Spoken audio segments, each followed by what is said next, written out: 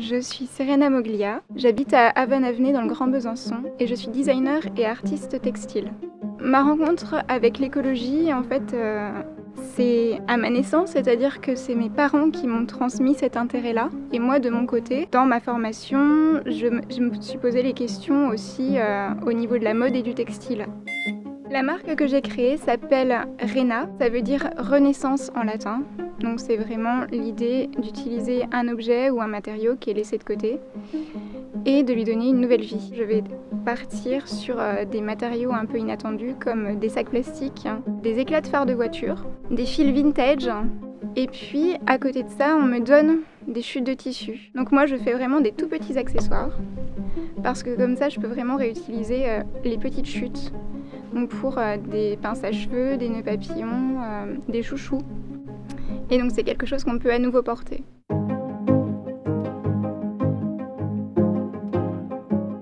Mes petites victoires, ça peut être quand il y a un élève qui me pose une question sur les matériaux qu'on utilise et que je peux lui expliquer comment c'est fait, quel est l'impact environnemental de ces matières et que ça l'intéresse, qu'il repose des questions et que je sens qu'il y a quelque chose qui s'est transmis. J'ai envie de vivre plein de belles victoires au quotidien et qui s'accumulent et qui font que c'est une harmonie de vie régulière en fait. Par rapport au projet de transition écologique en Bourgogne-Franche-Comté, j'aimerais qu'on valorise un point qui est pour moi primordial, qui est l'éducation. L'éducation de tous à ce que ça implique les actes et les choix qu'on fait au quotidien. Une des prises de décision majeures, ça devrait être d'informer les enfants, d'informer les ados à l'école, etc. et d'informer les adultes, de donner des clés pour comprendre ce qui se passe et de donner aussi des clés pour trouver les solutions au quotidien et de faire comprendre pourquoi on veut une transition écologique. Je pense qu'il y a un énorme effort de communication à faire pour que ce soit compris et que du coup ce soit facilité.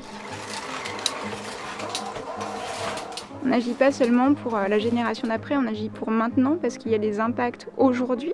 Il ne faut pas attendre demain pour agir. On agit pour aujourd'hui aussi.